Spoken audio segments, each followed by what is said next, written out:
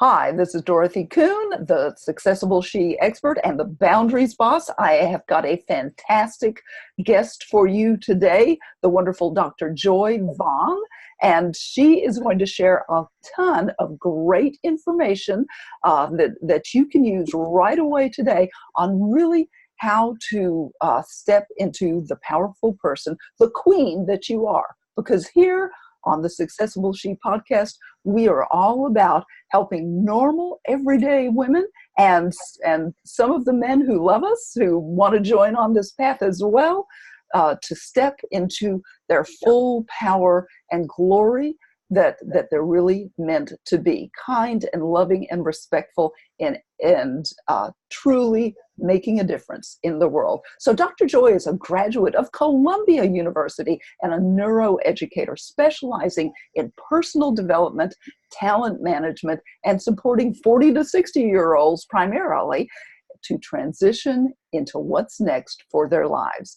So she received her doctorate in higher education and brain-based learning from Nova Scotia Eastern University and did groundbreaking research assisting college freshmen to break their brain patterns and create new brain patterns so that they could graduate from college and really live the life that they had in mind and really wanted for themselves.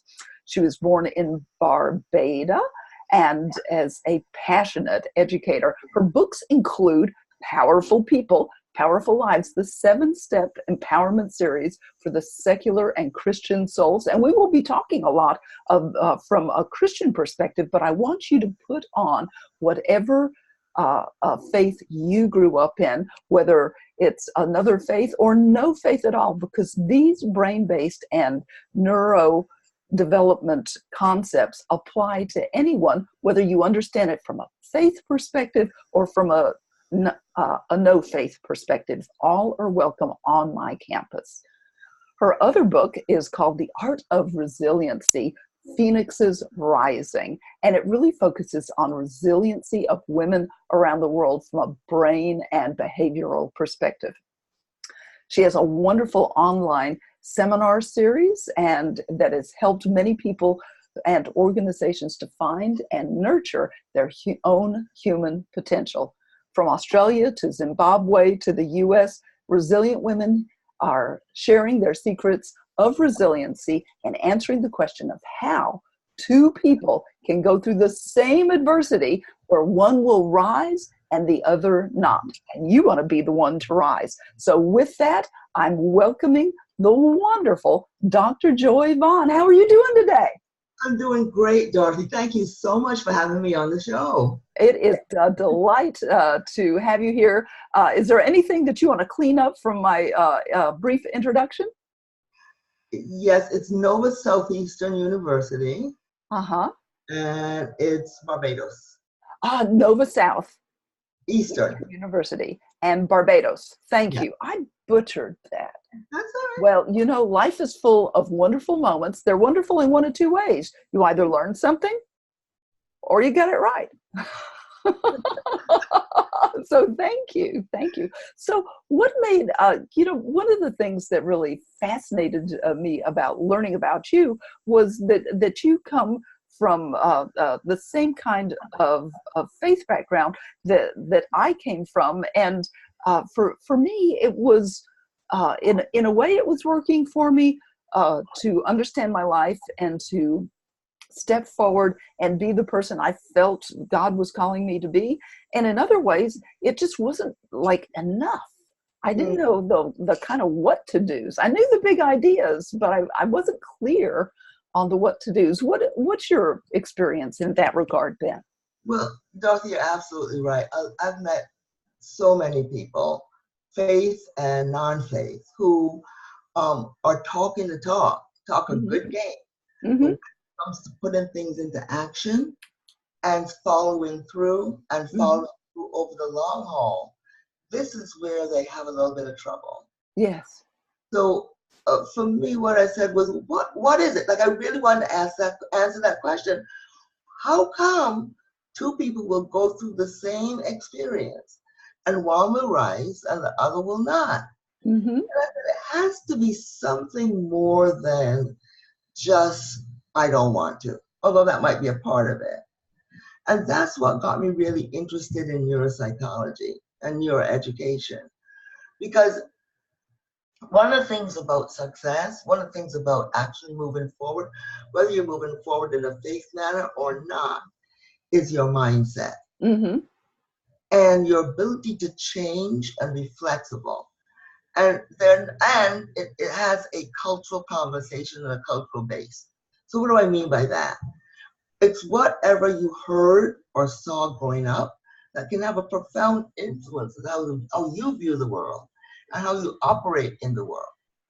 Does that make sense? Oh, it does completely. And one of the things that I didn't mention before we started recording is that I, as a neuro-linguistic programming master practitioner, had to learn that stuff, or had the opportunity to learn that stuff. It was so juicy and delicious to understand how not just that we are meaning-making machines, not just that when we're tiny little people and don't have the wherewithal to make particularly rational decisions, we are totally meaning-making machines. We make meaning out of everything that happens in our lives, and that meaning can serve us or it cannot serve us. And when it doesn't serve us, it's our duty, honor, and privilege, from my point of view, anyway, as adults, to do our work to clean that up. And as much as I tried, I needed that, those years of training in neuro-linguistic programming to have the perspective and the tools to be able to do it. I like what you said about tools, Dorothy, because it's not a foregone conclusion that you can just do this on your own. It really does take training. Mm-hmm. So Yes. for most people, and correct me if I'm wrong, change is hard. It is. It We is. don't want to do that. We Who don't. wants to do that? Who wants to look at things? Who wants to, shift? Nobody is going like Arnold in that sitcom. Ooh, ooh, ooh, me. Nobody's raising their hand to do that. And yet.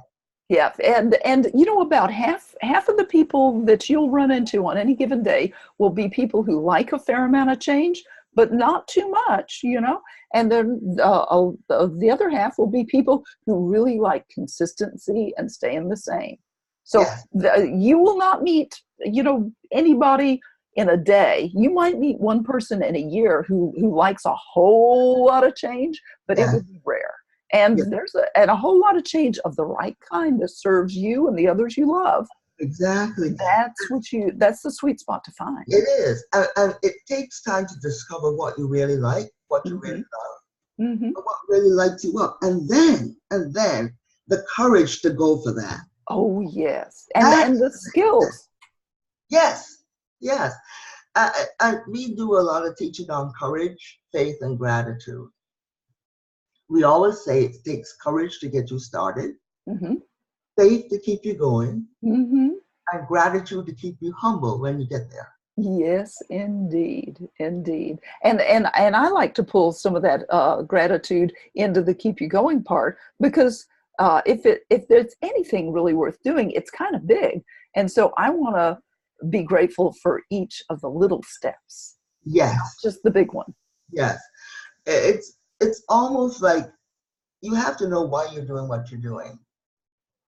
Yeah, that big why is so important. What is the big idea, and how does that carry you to that journey back to the you that you were born with, the you that we can that is so easy for us to lose that connection with, because just the stuff of life happens. Listen, life itself is overwhelming, or it can be. But I'm going to share something amazing about life. It is an awesome, awesome teacher.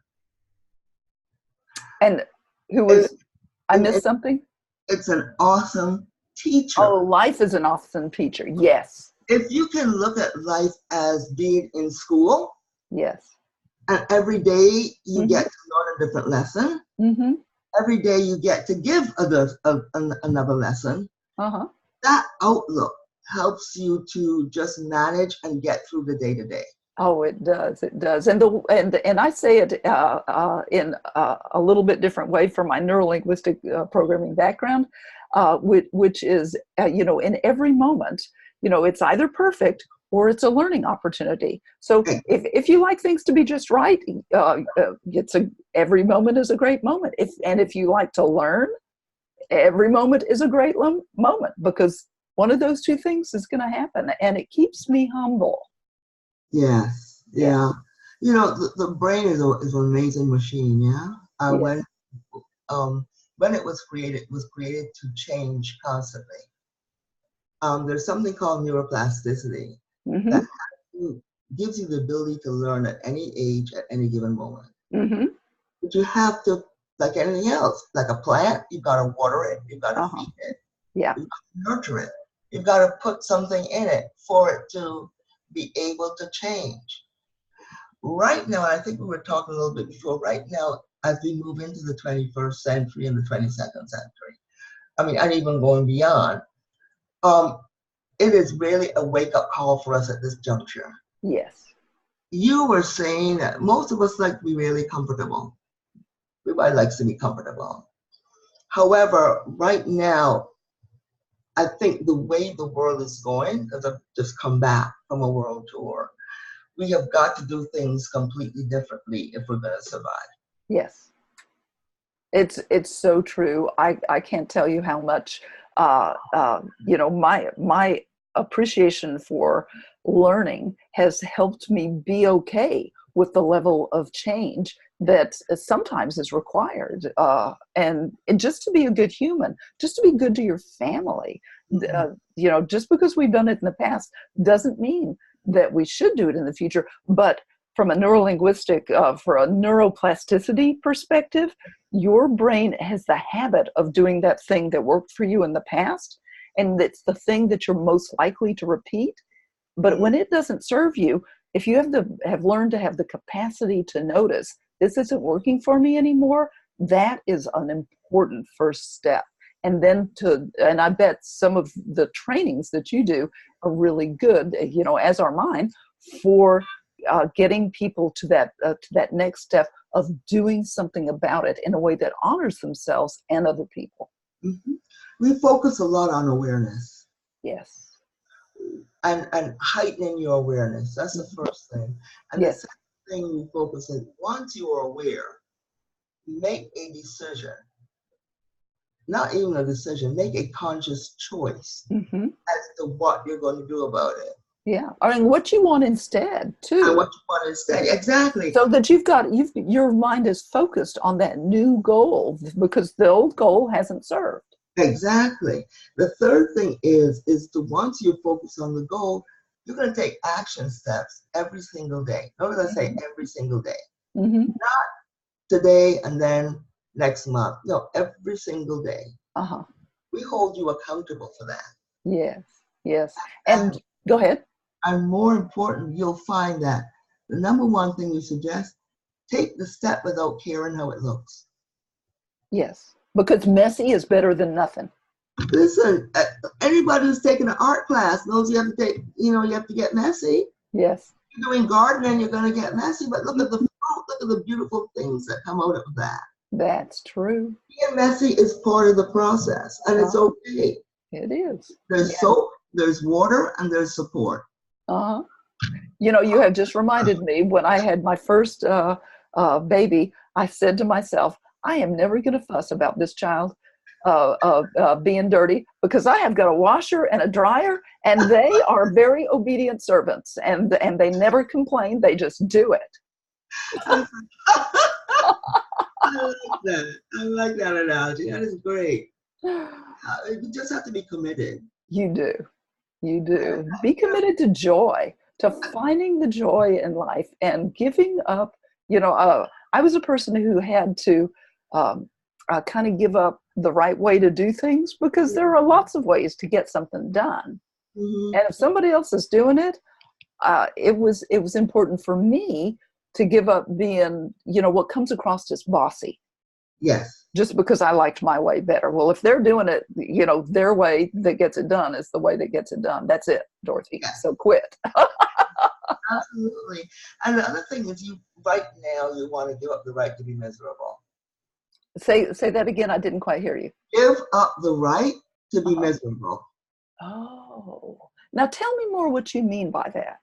Well, there's some people, listen, life will hit you upside the head. It is guaranteed. You can count on it. Mm-hmm. At some point, you're going to face some level of adversity. Yes.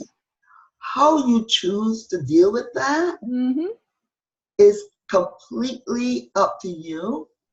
But the pathway you take to deal with that can either lead you to a pathway of joy and fulfillment or a pathway of misery. Yes. You get to choose, and you get to choose moment by moment by moment. Mm-hmm. Now, we all know misery loves company, yes? I mean, we've all heard that. However, the impact of misery on your brain, on your body, is disease. Mm-hmm. It is a root cause of cancers. It is a root cause of depression. It's a root cause, because everything, you're one big bundle of biochemicals. Yes. And whatever you choose, your emotions can trigger certain biochemicals in your mind, in your brain, that then have a profound impact on you. And you do not deserve to be impacted in a negative way. I tell all my clients, you deserve the absolute best in your life. Indeed. But nobody, Dorothy, is going to give that to you but you. That's right. That's right. And, there are simple ways, your brain, we think of we have this kind of brain-body dichotomy that we think that they're really different things. And they're part of the one you that you have to live, the one life you have to live. Yes. And your body impacts your brain, and your brain impacts your body. So I'll give you just one little example. When I showed up in I had a brilliant teacher for my neuro-linguistic programming master practitioner. And when I showed up there, she said, Dorothy, in NLP, that's the shorthand for it, NLP, we don't have outcomes for other people. You get to have the outcomes that you want for yourself. Which, dear listeners, you always want, when you're working with any mentor, get a mentor. They're really important to live the life you want, but make sure that they are somebody who helps you get the outcome that you want for yourself, not what they want. This is a real important caution. But she said, but if I were to have an outcome for you, it would be that you would learn to breathe below your clavicles. And those are those collarbones. And I had been in such a state of stress, high stress, for such a long time that my shoulders were in and my chest was slightly concave, and I was breathing very shallowly, just at the top of my lungs. Well, that triggers your body in that position. Any human body in that position will trigger your brain to release those fight or flight hormones. Yes. And too many of those will destroy your health, because cortisol is a part of that cocktail of fear of brain hormones, and it tells your vital organs to start shutting down so that you can have all your energy for running and getting away from a threat. Well, think how hard that is on your your vital organs can tolerate that for a few minutes while you run away from, the woolly mammoth or whatever. But if you're giving your body a constant dose of cortisol and other, fight or flight hormones, just by the posture that you have, oh gosh, you are triggering those very diseases that you just mentioned, Dr. Joy. And it's all because we're not aware of it. And this is no fault. I mean, sometimes we just don't know. Exactly. That was me. We don't know. So where we come in, and I'm talking about you and I, is being able to share our knowledge so that people are more aware, so that they are kinder and gentler to themselves and kinder and gentler to others. Yeah. And not just that we know, but we know how to hold them by the hand and take them step by step through it so that they can get to the place that they want. Yes, because it's not read my book, buy my CD, that's all well and good. But most people, I would say, the research has shown that 85, that's a high number, 85% of people do not follow through.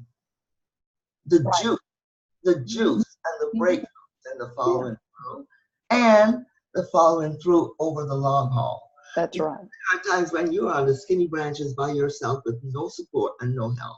That's right. Oh, that is such a great analogy. And, it takes a lot of activation energy to be able to do something different and to do it consistently. And when you've got somebody to hold you by the hand who has been on that path and ahead of you and can help you through those steps, you've got that model.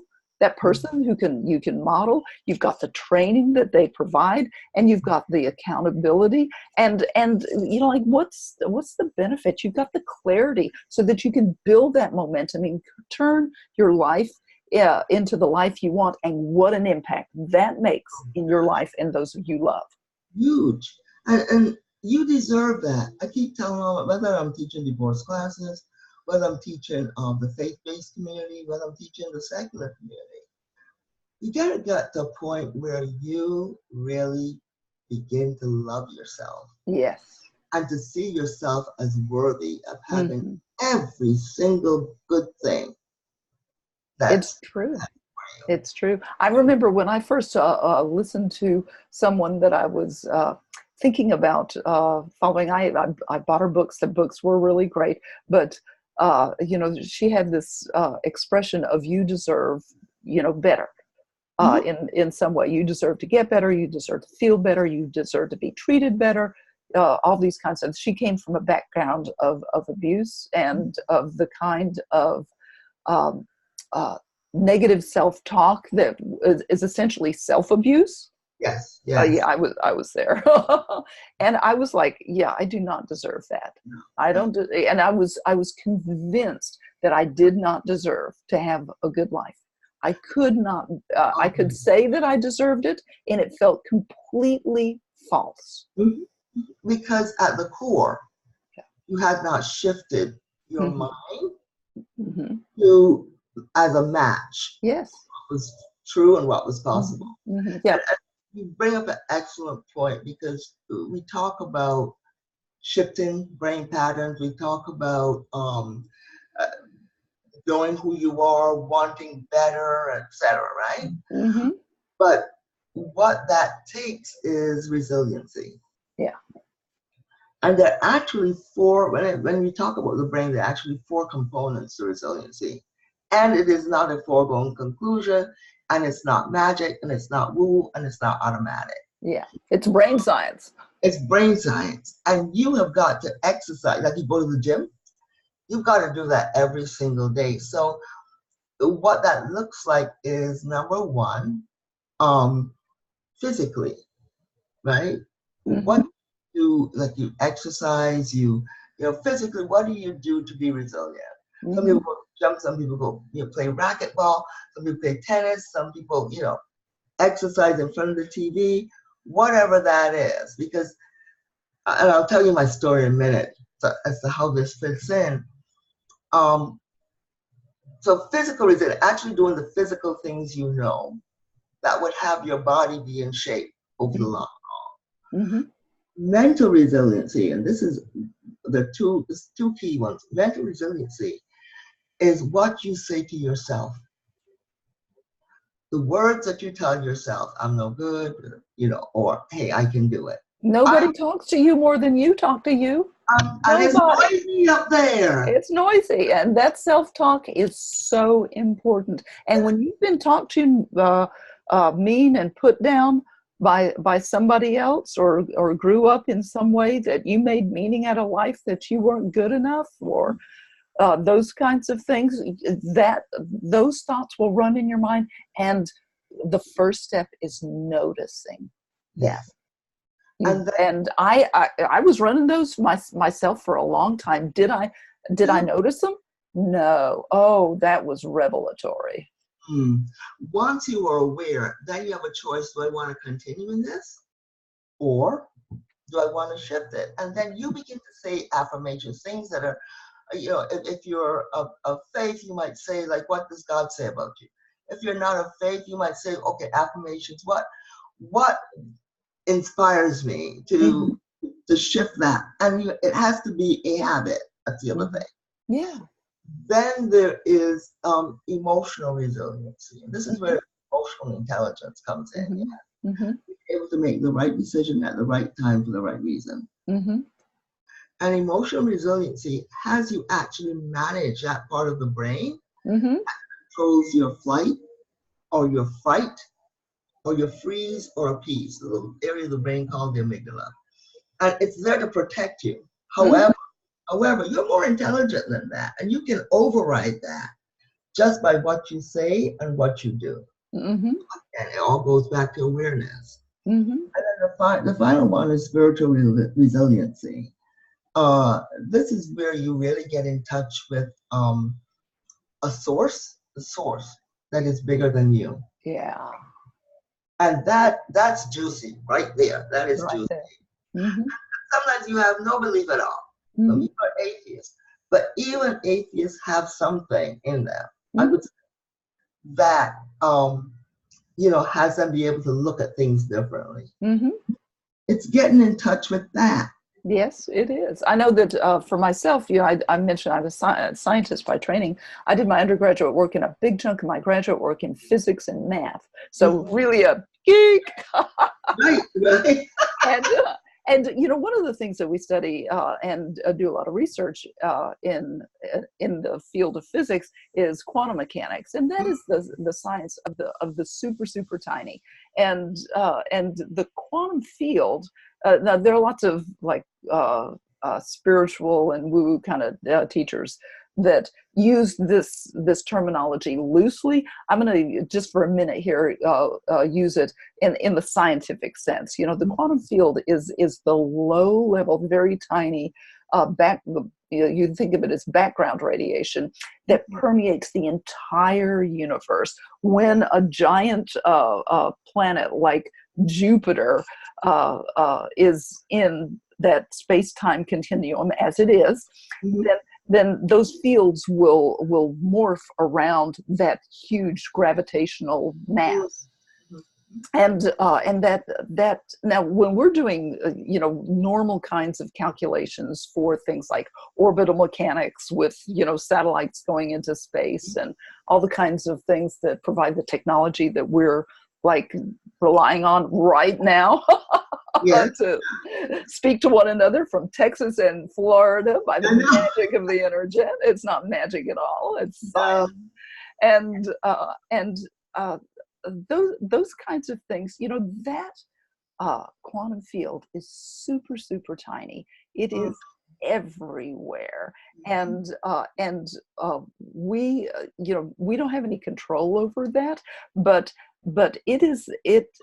for people of no faith, they can think of that or something akin to that as that connecting device, to use clunky terminology, because we don't really have good language for that. But there is something that connects us, that lets us know that there's something more that about human life that connects us, beyond our skin. Yes. It's amazing. And funnily enough, it doesn't matter who you are. You are very aware that there's something else. There's something else, yeah. Whatever you call it. Yeah. There's something else. And from my travels, I've met amazing people who are profoundly related to that something else. Yeah. They're the most peaceful people that I've met. They're fun. They're very committed to community, each other. They practice love. And it's just delicious to be among them. Oh, I so really delicious. It is. It is. Well, we have got just a few more minutes, and I Okay. want to kind of ask you a couple questions about your books and how people can get in touch with you. So your books, like Powerful People, Powerful Lives. Tell us just a little bit about that. That book was written a while ago. I had the profound privilege to work with students who came from horrible backgrounds, with Mm. things that no child should experience. But through working with them and through the transformational process, they were able to shift their mindsets and come out of that. And I go back and check on them every once in a while. They have gone on to be lawyers, doctors, have their own businesses now. These were kids in high school. They're probably in their 30s or 40s now. But they're all doing very well because they came to a place, and this is really important, they came to a place within themselves where they decided, this is not what I want for the rest of my life. Yes. Yes. That And decision is pivotal. oh my gosh, it's just like the aha moment, the awakening. Mm-hmm. It's like, this is not how I want this to work out. And your brain is absolutely designed when you decide that you want something and get clear on that. And, I know that you've got a way to help people get clear. I have too. You all who are listening, just pick your mentor to help you get clarity. Because when you know what you want, you know what it looks like, what it feels like, what it sounds like, what it tastes like and smells like, then you have sent your brain on a seeking mission to find and notice the things that have been hiding in plain sight for weeks and months and years that you hadn't noticed because you hadn't tuned, you hadn't gotten clear on what you want. And so why would you, there are a million bits of data that come into your brain at any point. Can it process all that? No, it's going to process things that are in alignment with its like seeking instructions, and we get to provide the seeking instruction. Yeah, exactly. So that was that book, and it's just 7 kids who are now adults, and they're just doing great in their lives now, having made those decisions and having woken up. It's a wake-up call. Good. It's a wake-up call. No doubt. Dealing with things all along, like abuse or neglect, right? The things that we call adverse childhood experiences. Yeah. You get to a point where you don't want that for yourself anymore. Now, some people, like, again, not everybody gets there, but these kids got there, and I thought it appropriate to celebrate them as people. And if you want to get there, dear listener, that is the very first micro step. Wanting better for yourself. So find a good mentor for you. It could be, someone in your community of faith. It could be someone in your family who saw better in you and wasn't in a position to do something about it when you were younger. It could be somebody in your community. It could be a mentor like Dr. Joy or myself or any other mentor that is a good fit for you. Find that person. It is transformative. I'm so grateful I have found the mentors I have. They have changed my life for the better. Me also, that's why we went on and actually did talk about mentoring. We went on and we actually did the 7-Step Empowerment Series. And it's an online course, fully online. You can do it from your pajamas in the comfort of your home. Isn't that cool? It is. It's very cool. It is very cool. And tell us a little bit about the Art of Resiliency series. Well, the Art of Resiliency series came out of an awakening as I was going around the world. Now you have to get, I'm traveling by myself from Fiji to Portugal with 3 bags. Yes? With 3 bags? With 3 bags. Not just 3 bags, yes. And I had to say, okay, Joy, this is your journey of resilience. You can't talk about it unless you've done it, yeah? And then Spirit gave me the idea to, why don't you see who else can go, it's going to be on this journey with you.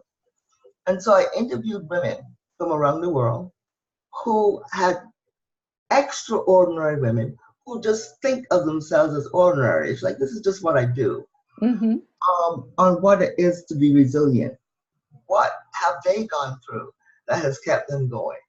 Particularly from those 4 points that I gave earlier. You know, the mental, the spiritual, the emotional, the physical. Which one of those, if any of them, had an impact on your resiliency journey?